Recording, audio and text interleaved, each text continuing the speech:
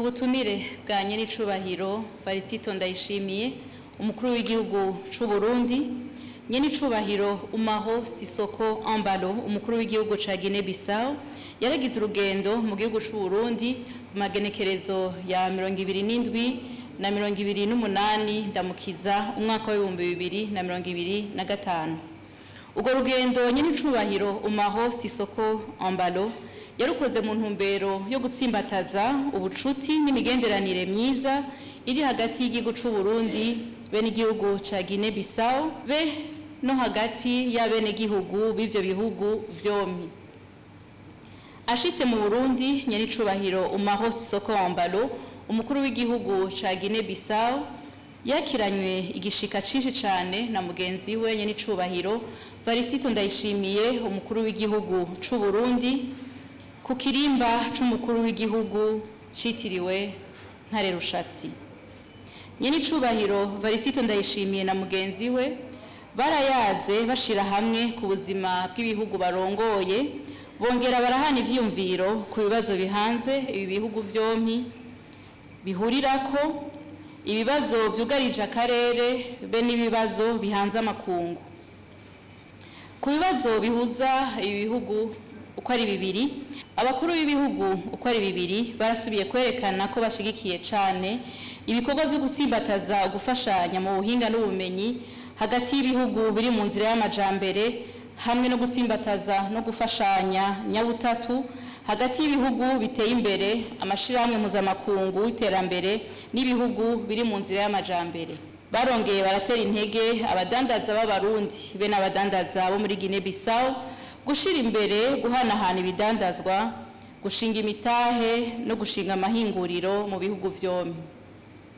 Izo mboneza zo ku rwego rwo hejuru zarumvikanye gukomeza imigenderanire no gufashanya mu bisata vy'ubudandaji, amahinguriro, ubuhinga bwa none.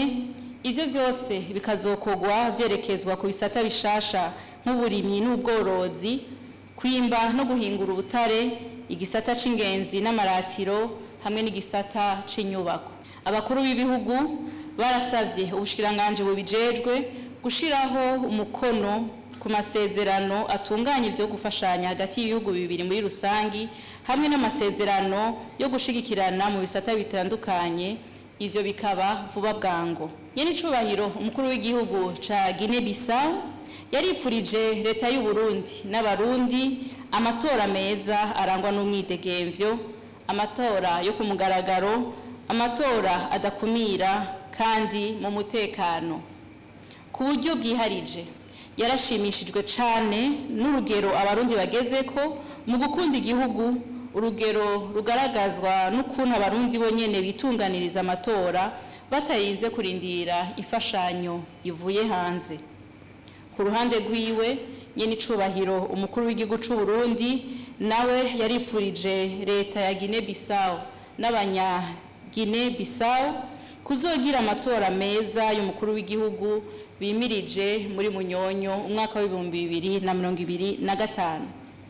Mu bijanye no gufashanya hagati y'ibihugu n'ayandi makungu, bariyemeje gukomeza ingendo yo gukorana no guhuza intumbero be no gushigikirana mu bibazo bihanze akarere n'amakungu, mu mashirahamwe n'amanama mpuzamakungu bahuriramwo, na cane cane muri wa muryango w'ubumwe bwa Afrika be no mwishirahamwe mpuzamakungu ONU. Ku bibazo biri mu karere, abakuru b'ibihugu uko ari babiri barashimishijwe nuko babona kumwe ishigwa mu ngiro y'integuro ya Afrika igana ku mwaka wa 2063. Barashimikiye cane ku bintu vyotsimbataza iterambere, amahoro, imibano ku mugabane wa Afrika. Kuri ivyo nyene barashikirije umwitwarariko bafise ku kuntu umutekano wifashe muri Afrika, bafatiye cane cane kubiriko biraba muri Republika Iharanira Demokarasi ya Kongo, muri Sudani be no mu bihugu vy'akarere kiswe Sahel. Basavye ko ibihugu vyose vyoshira imbere ingendo yo gutatura amatati bidaciye mu ntambara hakoreshejwe ibiganiro nk'inzira y'amahoro.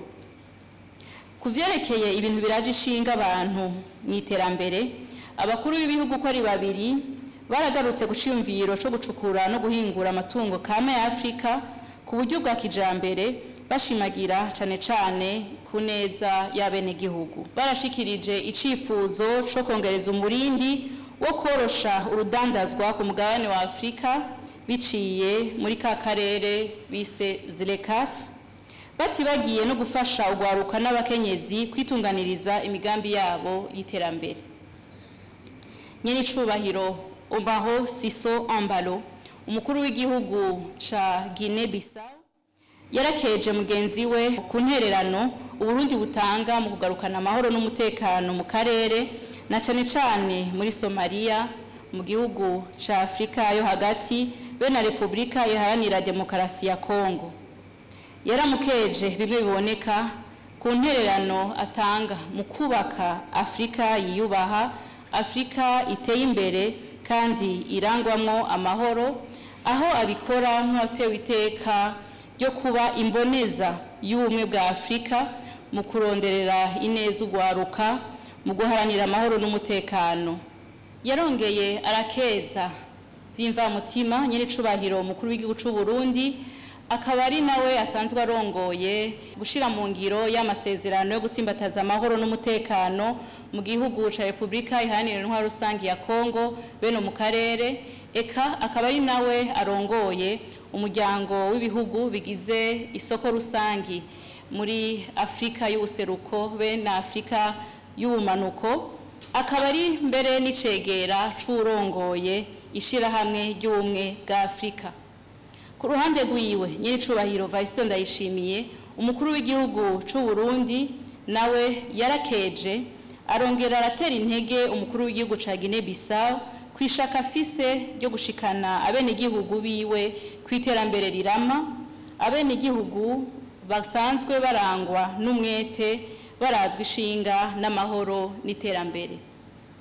Ku rwego mpuzamakungu, abo bakuru b'ibihugu uko ari babiri barongeye kwiyemeza kudahodoka ku mategeko agenga ibihugu vyo kw'isi n'amasezerano agenga amashirahamwe mpuzamakungu, nko kuvyerekeye cane cane ubwigenge bw'ibihugu, ukwikukira mu vya politike, kutisuka mu buzima bw'ibindi bihugu, ukubahiriza imbibe z'ibihugu n'uburinganire bwavyo, eka n'ubwigenge bw'ibihugu ku rwego mpuzamakungu.